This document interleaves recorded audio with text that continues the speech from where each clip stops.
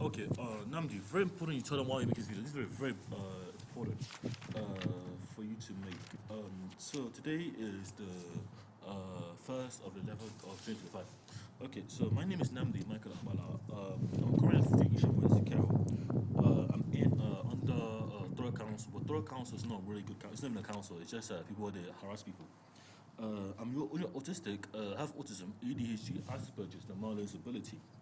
So basically, this is why I'm really working on the consciousness preservation framework and the consciousness mitigation, consciousness degradation mitigation, which is bi-directional. But today I'm going to talk about myself, not even that, you know. So basically, I'm part of Mensa, 2% talent children. I was in Oxford 2014 when I was 13 years old. Oh no, yes, 13 years old, not 14 years old. 2014, 13 years old. I did applied mathematics and creative writing. When I turned 50, applied mathematics and creative writing. In St. James, I passed the SAT, which is called the SAT, 100%, no issue. And then I done applied and then I was admitted to the wrong school, which was First Gate Community School. St. James was a children's school in Newham. But the problem saying is that when I went to First Gate, I experienced bullying and harassment, but I don't want to talk about that too. But you know, I then went to where? Where did I go to? Then my mom's basically had a court case on my issue. I was in foster care for like because my mom was hitting us and everything. And we got from Nigeria. My mom since came, and the courts decided that the mom should have custody of us. And then my mom said I was a problem, and then I don't talk about that shit. I want just get to something very important. So during the time when we came back to Thurrock, after the being in foster care, I turned 14 years old, 15, I was 14 years old, 2015. Then 14 years old, I came back to Thurrock. I went to Gateway Academy in the 2015. I started school there, and there was no really support services in social care. Then they said I was a problem because and then they started giving me medication out of the blue. My mom said that was doctor's orders to give me medication. Medication which was like aripiprazole, risperidone, and sodium valproate. I asked my mom, this is psychiatric medication. Do you understand this affects the mind and not the body? And my mom said she doesn't care about them. She doesn't care. It's the doctor's orders has to do it. Then I asked her to see my doctor. She said she then threatened me with homelessness. If I don't take it, I'll be homeless because she doesn't care about me. I said I'll take it, but you know I don't need it. And then she stated that that's what the law says now. Or Health and Care Act 2014. Then I tried to look it up, and this was not nothing on it there. But then on the internet, and then and then I wasn't taking her home. Then there was this guy called George. George was a man I know for like 1 week. 1 week in Gateway Academy in Tilbury, Essex. And this George was like he was like he didn't like the school. He was like a rebel. And then he you know, I didn't even know him. I just was a nice guy. 1 week into the school, I started knowing George. He was going up and down his business, go to school. The next week he planted there was on the news that George this guy the ginger was a ginger, and then he tried to set something called an IED in the Gateway Academy. The thing was his clothes, you know, no one really talking about security of this George, but you know, just wouldn't have any education or anything. He was neurotypical, I believe. But you know, he's just a normal guy. But he didn't get right support because he didn't like the support structure in the school like I did. But George was like I don't even know whether it's neurodivergent or not. I can't say for certain. But George wasn't on the spectrum. But I believe he was going to told me that that you know I don't know about this, but you know they said I can get a house. I knew you can get a house because I was looking at the social care laws and everything. I can get a house in the social care for free. So so George blew up the school, tried to blow up the school. He set up bombs in the school. He set up something called plastic explosives and nothing like real explosives, like man-made shrapnel that can kill people. And then he put it in the school, and it did explode before he planned to do it properly. But you know, he was caught in an act of setting it up, and then he he was pinned to the ground, and he's now I can't see George ever again. The problem I'm saying is George was just a friend of mine. I knew him for 1 week. The next week, I met a psychiatrist who came from the NHS, and the NHS health service. This psychiatrist was an Arabic Asian man of dark skin tone. He was dark, but he was brown skin, mostly grey dark. Um, he said he was a secretary for the NHS Trust, and he actually came to my room in the dark for less than 30 seconds. He asked me, Namdi, are you okay? I said, fine, I'm okay. And then because he's saying there's a lot of commotion around. I said, I know there's a lot of commotion. But why are you in my house? It turns out my mom invited them into the house because I wasn't taking the medication. And then she asked my mom my verdict, and then my mom asked her mom my verdict, and my mom said to them that I don't know what mom said to them. I still want to know my mom. I said Esther Bala. She then lied. She's probably not mad. She's not taking medication. But I didn't know the reason for taking medication. And this secretary is the one that put me on the medication. He told me about the NHS I saw UFO. I said I saw UFO, yes, but I said unidentified flying object. That's what that term means. It doesn't mean aliens. It doesn't mean spaceships. It just means objects that are in the sky that you don't know of, because anything can be a flight object. That's what that means. But I didn't see a UFO. I just saw a helicopter. And why I lied was I was in the house. I was 15 years old. I was tired of someone treating me like I wasn't a human being. Like I didn't matter. Like I wasn't able to do it. I wasn't having any capacity. They said, I told them, I have a power of medicine, I have all the capacity in the world. And then she was telling me, oh, no, you don't, because I'm autistic. Then the psychiatrist, signed me, took me to a van, said, do you want to go to a place? I said, yes, I want to go to a place.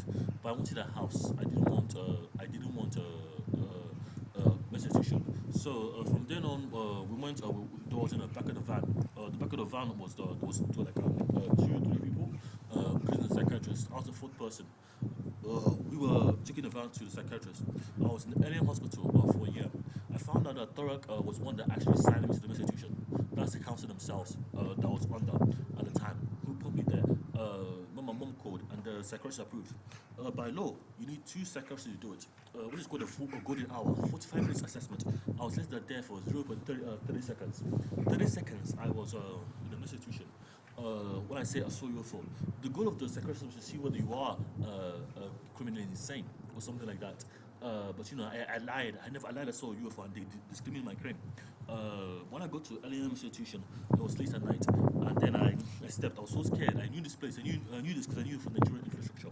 This is how we do things in Nigeria. In health authority, we don't really have a support structure. Because the council can sign any email to make anybody homeless. And this was a third council when I was 15 years old. They said I was being problematic, but I was never being problematic. It was them being the problem. The bullies, Blaine and Byron, were bullying me, harassing me, but they never did anything. Blaine was a Caucasian man, he was racist, and Byron was another Caucasian man. But they love these people that harass people into the streets because they wanted to get watch for the people who want to do something. So I stayed in the institution for a year. I come out 2016 for my GCSE. But in the institution, you go in to eruption, but you're not allowed to go into the ward if you don't work there, because I was there for an entire year. Basically, if you go to the first double door, there's a reception. Then you go to the main reception area. Then you go to the second double door, which is a strong double door. But it's the same thing. It's not really a full same thing. That's like the staff area. And then go into the main ward. Into the main ward, there's a left and a right. If you take a left, you're in the men's boys section. If you take a right, in the women's section. And you walk down the corridor and you turn right. It's clearing. But the toilet on the left side. On the left side is the toilet, and that's like where I was like trying to have a bath, not a shower. Basically, the bath is like on the just a British bath. You can have people stuff are perverted me, both male, female, and you cannot allow to you have to keep the door open because you're a child. And I tell you, and they perverting you, they molest you, and they don't molest me because they just perverted me on the shower. And look, why is this light on? Why is this man looking at? When I see a pedo, I see people looking at down me here. I see people there walking down the corridor, and I see. So basically, I asked my data from LM Association because there was people. I told someone called Godwin that I want to be discharged. All of them want to be discharged. They don't want to discharge me because they don't want to do the work. They want to keep me there longer. Government trying to pin me down, literally pin me on the ground because I said because I didn't take a medication. He said I need medication. I said I don't want medication because the medication doesn't do anything. I don't need a medication. And then and I said to them because that's what I want to do. And people that don't comply with the medication chase. He said fine, Chase don't comply. Chase. Chase. But that means they want to coerce you to take medication so you get worse. So you become the problem, like Chase, who was fighting me because he had a problem. He did it on purpose because he had a problem, basically. They want to make sure people get worse and worse, so they stay longer and longer and longer. So basically, that's the God entrapment. They're going to delay you, deny you, and defend their the business, the harassment, what's going on. Or defer you, go somewhere else, find sort of problem somewhere else. Because if you go ahead into the dynamics, you become the problem, and they keep you longer, signing for another year in some institution under the Health and Social Care 2014. Which is rubbish act anyway, because I don't have a house. So I'm saying to you, for the 5 minutes hour assessment by two psychiatrists, independent assessment must assess you a period of 90 minutes minimum before they admit you to with something called the independent mental capacity assessment, and that's with two psychiatrists. Not one, anything. The one that was meant to come today, they just forgot about it, and lied. That's just pretending like they don't know their job. Don't want to do anything. Because I have a room, not a house. And I said to them, I'm going to sue them. So basically, I came out there 2016. I got something called, went back to Medway Kids Youth Center. I stayed in Medway. I then got to someone foster carers, Mr. Fadi and Joseph Fadi. Mrs. Mulieti Afadi and Mrs. Joseph Afadi. And I stayed in Chatham. Then I moved to Bexley Heath. Bexley Heath. Chatham and Bexley Heath. And then, but I got my independent certificate in the community. Then I come out to the Thorac after that. But in Kent, then I asked my teachers from the college. They didn't want to help me do anything because I got my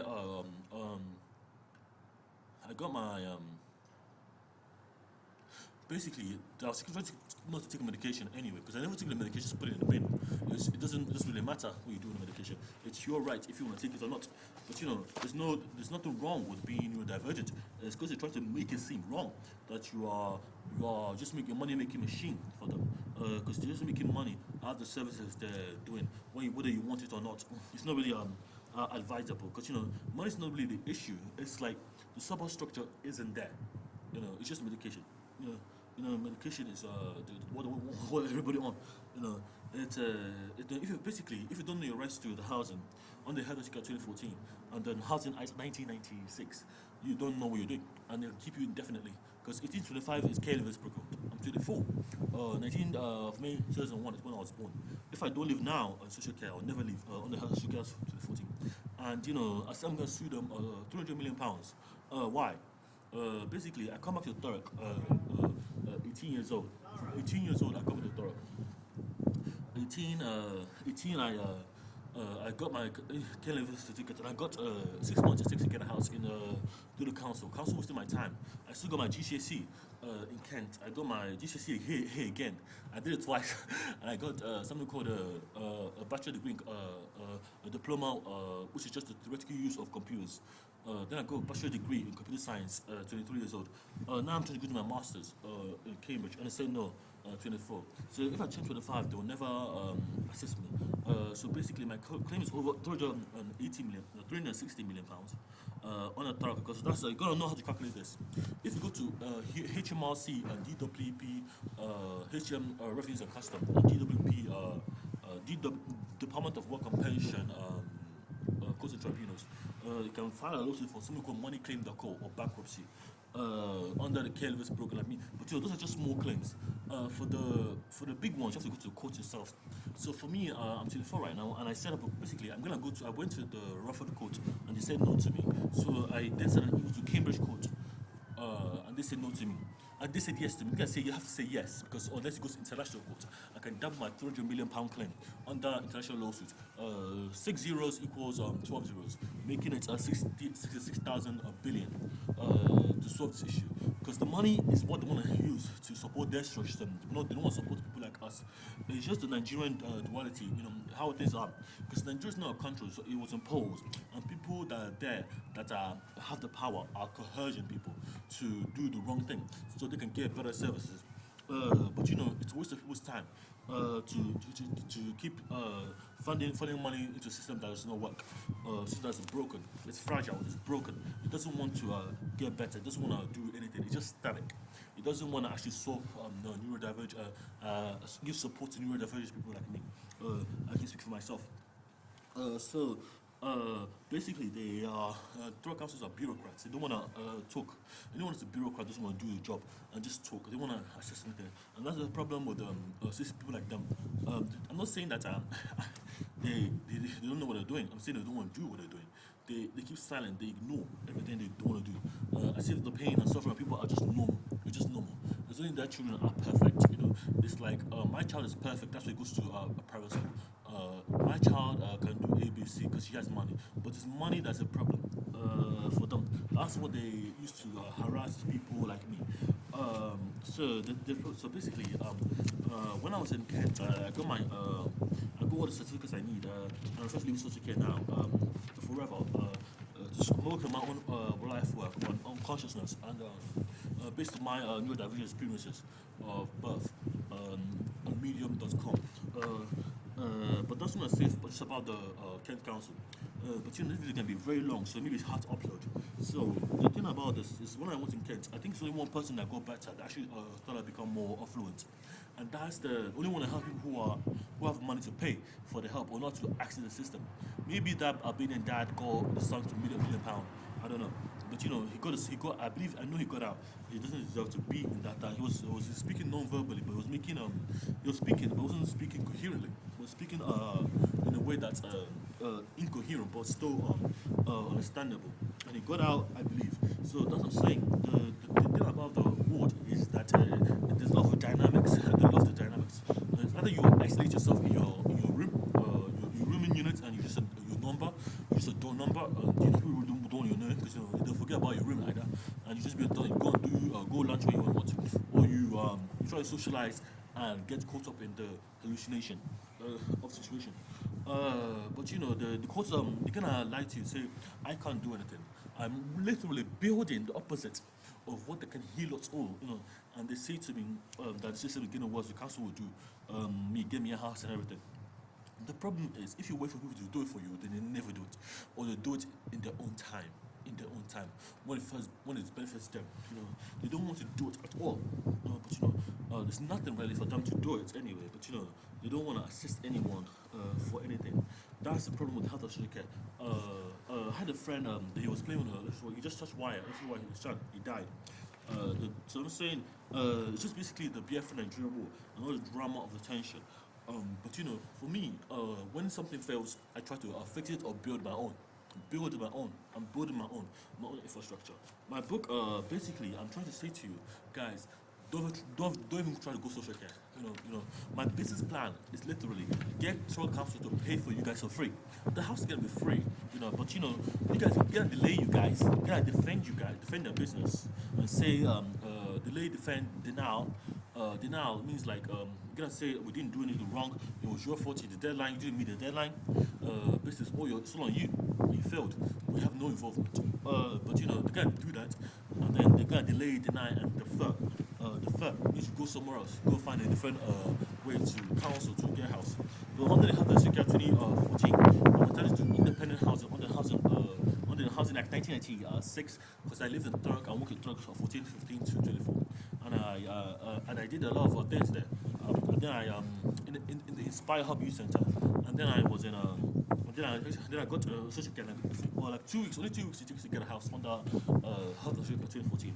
But they then lied to me and said try to coerce me more to take medication. I never took the medication, just a binge it. It's just shit. But the medication isn't the issue. It is the issue. The medication. I haven't seen the guy that was being taking one medication. He wasn't a medical person. He wasn't needing the medication. He was just saying to I don't see him giving medication or injection anything. The thing they're saying they're trying to make a neurodivergence a problem. Because if I'm smart and I attack someone, they can say, oh, he's smart, and he's neurodivergent. new divergent is a problem, and the system gets better, and I get more support and more care. And the kind of invasive EEG the NHS has is kind of dangerous. They can use it on their own people. I won't use it on my people. They can use it to fix have the show with their children and everything. But me, they're banned from my business and all exactly the health and social care sector. I'm gonna say now, the health and social care sector is banned completely. I'm gonna say that again. They're banned for life. We need a new system. If they make the Health and Social Care Act 2025, I wouldn't even care. Because it's the same copycat stuff. Let them actually try to improve the support structure around the Housing Act 1996 and the Health and Social Care 2014 for my claim of human rights. So basically, they said to me, my plan is to raise the housing standard two up. When you raise the housing standard two up, they are meant to comply with that, and they're meant to give something called houses, not hostels. Not hostels, not where you stay. Sorry, not where you stay.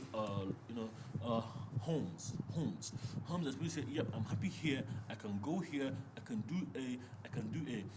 The Torah devotional white paper will allow me to do this effectively, and the English devotional white paper will allow me to expand my services because that's English is around the UK. Because just there's all the countries are going bankrupt now, and the government is getting worse because they're making it worse because they have houses and everything.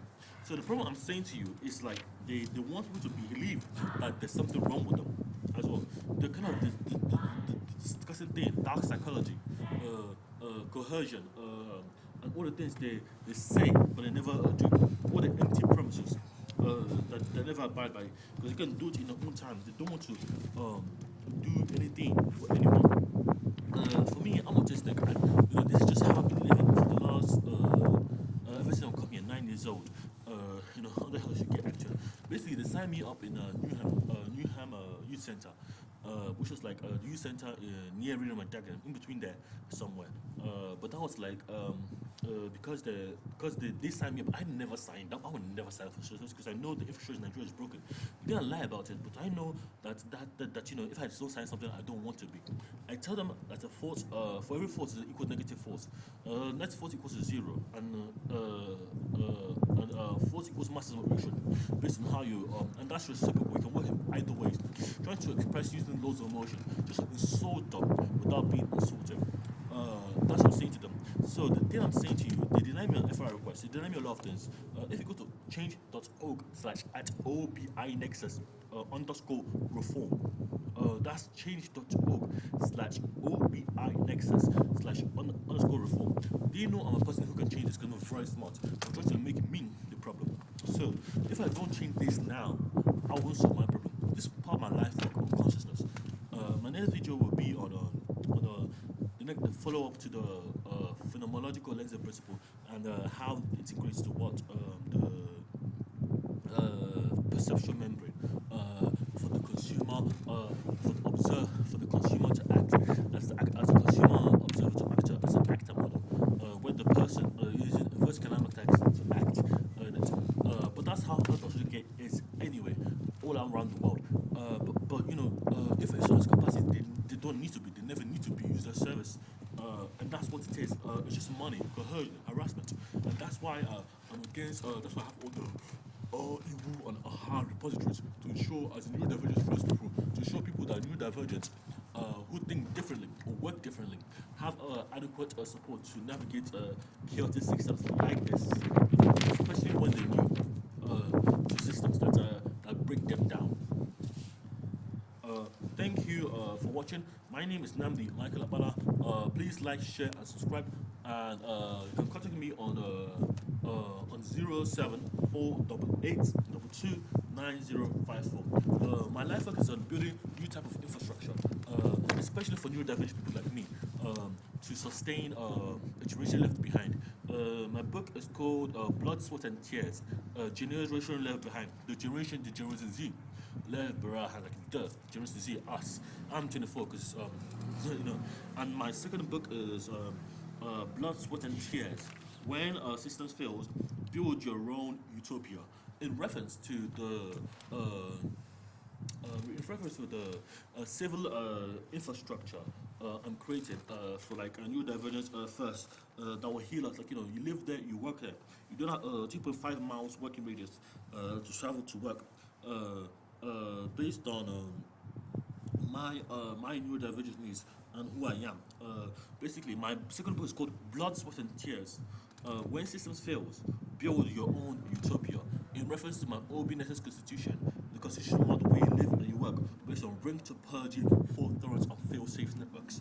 And hybrid directed instruction systems, where hybrid directed instructions means like can do itself, can act, can direct, can grow, can evolve based on instruction set models over time. Is directed to be a directed evolution, which is like a breakthrough, a recent breakthrough. So this video is just the first part of the series. I'm going to talk more about myself, so you guys get to know me. Because I find it's very weird that I'm talking to people on the internet and they don't know me. I'm just like, who is this guy? Who is this guy? He's famous and everything. I love him, but if you meet me in person, I'm a very nice guy. Thank you, and have a lovely rest of your day. Please come back on my YouTube channel and check for further updates.